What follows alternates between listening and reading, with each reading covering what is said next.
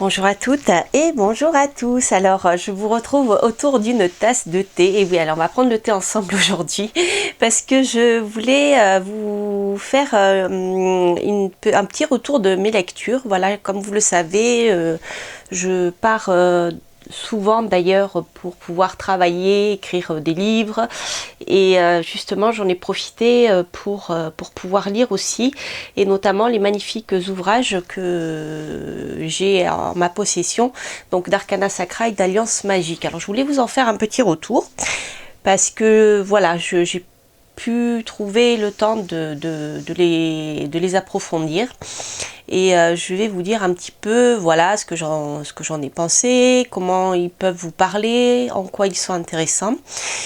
Et voilà, alors c'est vrai que tout d'abord je voulais quand même, ça m'arrive pas souvent d'en parler, mais rendre un petit hommage à toutes ces maisons d'édition qui ont eu le courage de se lancer dans l'aventure ésotérique qui, il y a quelque temps, était, je dirais, un secteur un peu plus fermé. C'est-à-dire qu'on n'en parlait pas librement, donc ils ont pris de gros risques. Et je suis ravie de voir que malgré tout ça, eh bien, des maisons d'édition continuent de proposer des ouvrages intéressants, d'autres se créent, prospèrent. Et tout ça me rassure quelque part un peu sur, je dirais, sur la quête de l'être humain, et car on sait, nous sommes des humains, nous ne sommes pas des dieux, nous ne sommes pas parfaits, et chaque être humain est en quête d'autre chose, voilà, et donc que notre société avance de plus en plus vers cette quête spirituelle et dans une tentative d'amélioration de soi, de notre environnement et tout, je trouve que voilà, je voulais faire juste un petit clin d'œil parce que tout ceci bien sûr est lié et je trouve ça super. Certes, nous sommes des êtres humains, tout le monde a ses défauts, il faut vivre, il faut survivre parfois même, il y a des personnes qui sont pas toujours sympathiques non plus dans ce milieu-là, mais dans l'ensemble, voilà, nous sommes des humains, donc voilà, tout le monde a ses défauts, tout le monde fait ce qu'il peut, tout le monde essaye de tirer son épingle du jeu, et voilà, nous sommes dans une société humaine avec eh bien, ce qu'il y a d'humain. Mais quoi qu'il en soit, voilà, je voulais rendre hommage quand même à ces maisons d'édition qui sont voilà, qui sont courageuses et vraiment qui nous proposent à chaque fois des ouvrages intéressants. Alors ce sont, je terminerai avec ça, mais ce sont des ouvrages qui sont vraiment intéressants et je reviens dessus parce que sans ces livres, sans l'écrit, on n'aurait pas trace de toute cette culture, parce que ici nous sommes bien avec Geldarbock, hein, La Voix des Runes, nous sommes bien dans des traditions scandinaves. Or si on n'avait pas eu accès par voie de presse, par voie d'édition, par les médias maintenant, de toute cette sagesse-là, voilà, on ne pourrait pas la connaître, à moins d'avoir de la famille, bien sûr, qui vivent dans le nord de l'Europe. Et ailleurs. Donc voilà, c'est une richesse, la transmission de la connaissance est une richesse inestimable. Et voilà, je voulais rendre hommage à tous les éditeurs qui existent, quels qu'ils soient. Ici, nous sommes avec Arcana Sacra, qui fait un super travail aussi. Et voilà, donc j'en profite pour les saluer au passage et les remercier du travail qu'ils font et de cette transmission du savoir et d'une certaine sagesse en fait. Voilà, avec un petit témoin parce que eh ben c'est très important. Donc revenons à Geldarbock. Donc ici je voulais vous présenter le tome 2. Donc dans une première vidéo, je vous avais fait une review du tome 1 que voici. Ouais, j'ai mes petites notes là. Parce que je prends beaucoup de notes quand je lis ces livres pour pas oublier de vous transmettre certaines informations. Et voilà, donc ici nous avons la suite. Alors il s'agit bien de la suite. Donc juste pour vous faire un petit retour, pour ceux qui connaissent le Geldar numéro 1, le deuxième est plus petit, voilà. Il est moins épais. Hein. 2 fois moins épais, pas en transmission des choses, mais en papier, hein. Voilà, donc il s'agit vraiment de la suite. Alors, pour ceux qui n'auraient pas vu ma review ou qui ne connaîtraient pas le tome 1 de Galdar Bok, le premier était une introduction au symbolisme, d'accord, lié aux runes. Il nous parlait bien sûr de chaque rune en détail, du yoga des runes, que ça soit par le son, par les positions des mains, un peu comme les mudras en Inde, et la position du corps comme le yoga. Et ensuite, il commençait à aborder la magie, c'est-à-dire que quand on entend par magie, c'est bien agir sur une cible avec ses propres énergies aidées par les runes, ou certains talismans. Voilà. Ça, c'était pour résumer le premier. Alors, le second, il va plus en profondeur encore. C'est-à-dire que ici, l'objectif en fait de cet ouvrage est de voir comment, comme un alchimiste un peu, avec la magie des runes, la sagesse des runes, chaque être humain peut se transmuter. Non pas pour avoir du pouvoir et d'utiliser à des fins personnelles, comme on peut le faire en magie. C'est pas négatif, hein. Ça dépend de l'intention qu'on met derrière, bien sûr, mais là c'est plus dans le sens d'une transformation intérieure. Donc je parle d'alchimie parce que c'est un peu ça, c'est-à-dire que l'alchimiste, au-delà de transformer des métaux et autres en or, des métaux bruts en or, et de rechercher la pierre philosophale, qui n'est pas forcément immatérielle, est plutôt dans le développement de soi. Alors si vous faites de l'alchimie aussi avec les plantes, la spagyrie, c'est pareil, dans le travail alchimique, je vous en parle parce que j'en ai fait un petit peu, et là en ce moment j'ai pas le temps, j'ai pas l'énergie pour le faire, mais lorsqu'on travaille avec en alchimie, en fait, on va bien au-delà de la transformation d'une plante en élixir, mais on transforme soi et on transforme sa vie. C'est vraiment très puissant, hein. Quand je vous en parle, c'est par expérience. Là, les runes, je ne connais pas, donc je découvre avec vous, et c'est un petit peu la même chose. Donc, Galdar nous parle de ça. Alors bien sûr, il va expliquer comment travailler avec des centres énergétiques que vous connaissez bien, puisqu'il s'agit des chakras, puisque dans la religion, pas la religion, mais dans la spiritualité de l'Inde, on parle de chakras, mais ce sont les roues énergétiques. Alors ici, on les appelle les vélirs. Alors je prononcerai pas bien, parce que ça commence par un H, et je ne sais pas prononcer ces termes-là. Voilà. Ensuite, donc toujours dans l'introduction, il vous nous expliquer comment créer des mots runiques avec les runes. Donc pas pour écrire forcément de manière cachée, mais pour créer des talismans plus complets. C'est-à-dire, au lieu d'utiliser une seule rune qui a en elle son propre pouvoir, Galdar ici nous parle de mots de pouvoir runique, c'est-à-dire que c'est un assemblage de runes qui va avoir un effet magique particulier. Voilà. Et bien sûr, dans ce livre-là, il va aller plus loin, puisqu'il va parler de magie invocatoire, d'entité, de divinité, bien sûr, liée avec la philosophie du Nord. D'accord ? Alors ça, c'était, voilà, pour résumer un peu ce livre.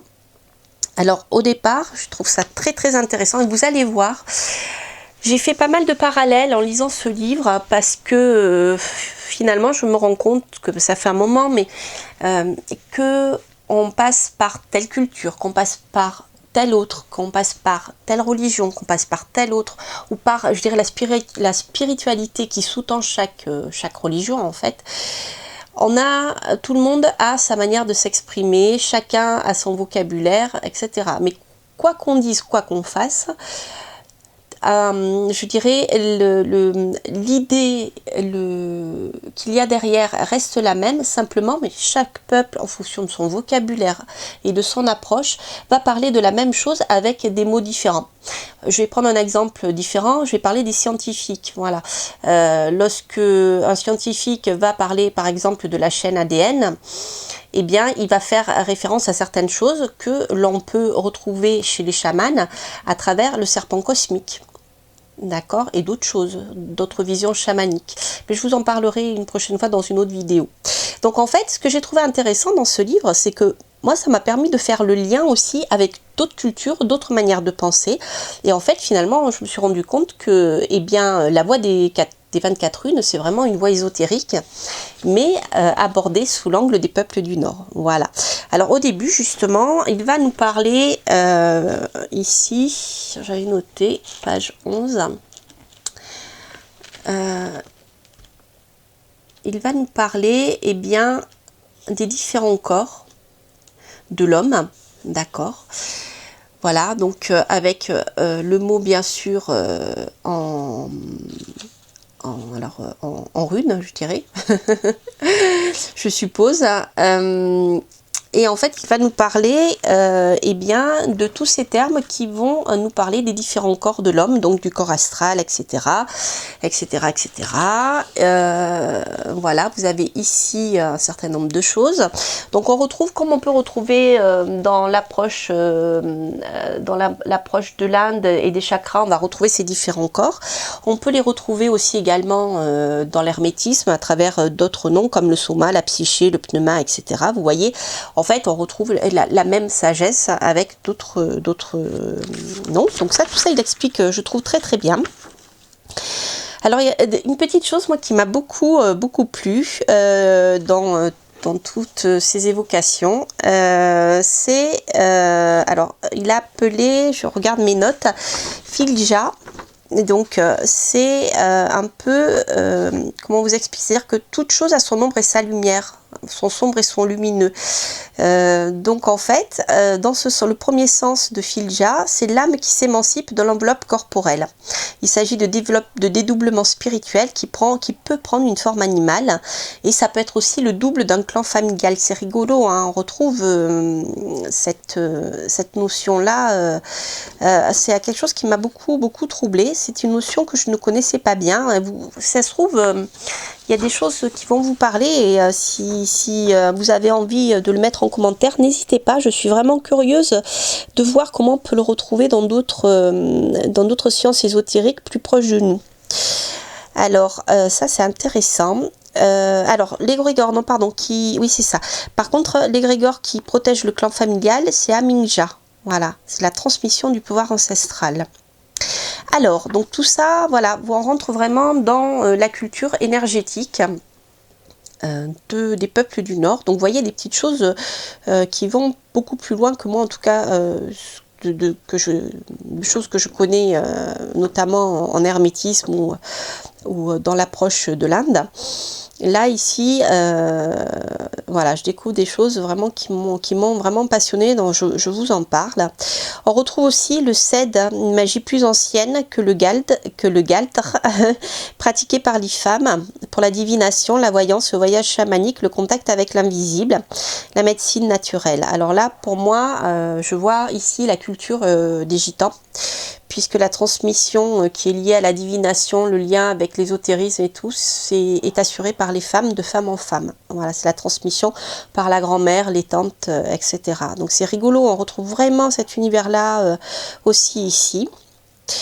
Qu'est-ce que je voulais vous dire d'autre? Voilà. Donc ça, c'était pour la première partie. Alors ensuite, il y a une seconde partie où Galdar va nous parler des rituels ou divinités. Il va nous parler aussi des différents mondes au travers de l'arbre Yggdrasil. Donc pour moi, je vois l'arbre séphérotique avec mes connaissances plutôt légères, hein, je dirais, mais avec la Kabbale. Voilà, l'arbre de vie et ses différents niveaux. Donc là, c'est page 29. Je vais essayer de faire plus court parce que je vois que le temps tourne et je veux pas que ma vidéo soit trop longue. Et voilà, 29, c'est là. Voilà, donc là ici, on va rentrer dans plus, je dirais, la consécration et les rituels pour les divinités. Voilà. Ensuite, donc comme je vous le disais, il va parler d'Yggdrasil. Il y a bien sûr nous parler de la protection de la demeure, donc bien sûr comment protéger sa demeure. Vous voyez, chapitre 5, protection de la demeure. Donc ça c'est très très intéressant. Je vous en avais parlé je crois en vous présentant un livre de Patrick Guérin justement qui parlait de ça, mais là on était plutôt je dirais dans les traditions de l'ésotérisme chrétien ou de la magie des campagnes. Et ici là voilà on est plutôt dans dans les runes en fait. Donc en même temps que je vous parle je réfléchis à autre chose. Donc ici vous voyez vous avez comment créer des protections pour la protection et la force. Donc vous avez l'association de 2 runes. Mot de pouvoir, Algsur, Alg de Algiz, nom anglo-saxon, tardif, et Elaz, S de Souwillow, et de Ur de Uruz. Voilà, ici vous avez une association de runes pour pouvoir protéger votre demeure. Donc il y a beaucoup de choses, vous voyez, pour la sécurité en voyage, pour retrouver ce qui est perdu ou ce qui est caché. Enfin, on va vraiment très loin. Là, on rentre dans la magie, hein. C'est pour ça que je vous dis c'est vraiment la suite, la continuité du premier qui sera plutôt axé sur la divination. Ici là on va rentrer dans la magie des runes et ce que l'on peut faire avec.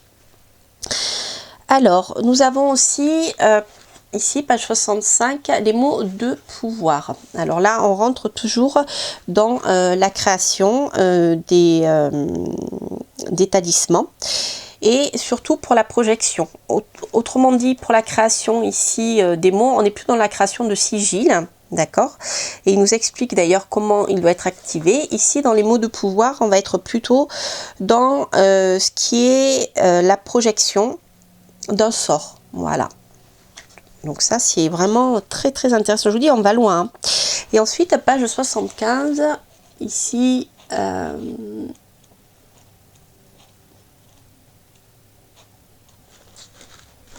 trop loin. Page 75, on a voilà plutôt une approche de la mythologie scandinave. Donc ça c'est intéressant parce que ça permet de comprendre l'origine de tout ça. Voilà, et comment bien sûr travailler avec les divinités et les rituels d'invocation. Donc si vous commencez en magie, etc., avant de vous lancer dans des rituels d'invocation, je vous conseille toujours, comme je l'ai fait dans mes précédentes vidéos, d'apprendre à vous protéger, d'apprendre certaines petites choses, parce qu'on ne se lance pas en magie comme on se lance dans une recette de cuisine. Ça peut ressembler à une recette de cuisine, mais ça va bien au-delà. Voilà. Donc ça, c'était pour la petite parenthèse. Donc alors pour... tous ceux et celles qui s'intéressent à la Wicca ou qui s'intéressent aux élémentaux, il en parle. Donc bien sûr, il propose des rituels d'invocation aux élémentaux. Je n'ai pas noté la page, donc je vais voir si je les retrouve. Là, vous voyez les déesses As, pour les déesses, pour les invocations, les dieux Van. Donc vous avez chaque fois un rituel qui est très très détaillé, Freya, Holda, etc., etc., etc. Voilà. Voilà, ici, chapitre 9, à la fin, vous avez la présentation des élémentaux et leur invocation.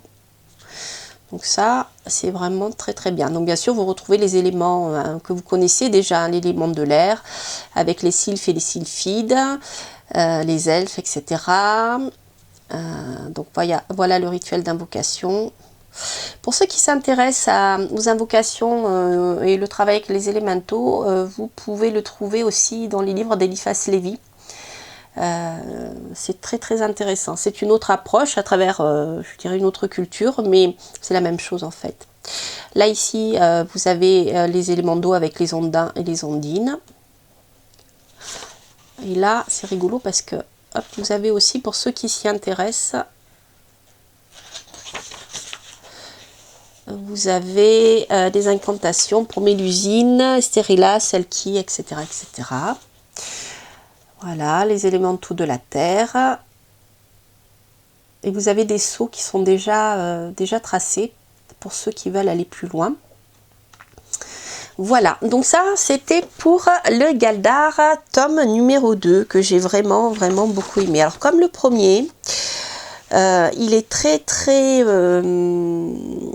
comment dire, très complet. Voilà, c'est pas un livre que vous allez lire dans le train comme ça pour apprendre ce que sont les runes. Ce sont des livres, je dirais, de travail. Ce sont des livres qui demandent du temps. C'est-à-dire que si vous voulez vraiment comprendre et vous initier aux runes, il s'agit bien ici d'initiation. Il faut du temps, il faut que les choses maturent, il faut que vous les ressentiez. Et Galdar justement propose des exercices dans le premier tome pour pouvoir s'approprier cette énergie runique, et il le poursuit dans le tome numéro 2. Voilà, donc par contre si vous souhaitez un livre de fond pour travailler tout ceci, c'est vraiment, je dirais, ce sont des perles. Hein. C'est vraiment, je dirais, ce sont des ouvrages, je crois que c'est peut-être les ouvrages les plus complets que j'ai lus pour le moment en ce qui concerne les runes. Voilà, donc je sais que le tome 3 va sortir bientôt. Voilà, pour ceux qui s'y intéressent. Alors j'espère que cette petite vidéo bien sûr vous aura plu. N'hésitez pas à mettre un petit commentaire, à liker bien sûr, et si vous avez aimé, et à mettre un petit commentaire si vous avez des informations complémentaires à apporter, parce que je serais vraiment curieuse de voir ce que vous connaissez par rapport aux runes, et c'est toujours très intéressant. Voilà. Donc voilà. Eh bien écoutez, je vous souhaite plein de bonnes choses, et puis je vous embrasse et je vous dis à très bientôt pour de prochaines aventures. Bye bye.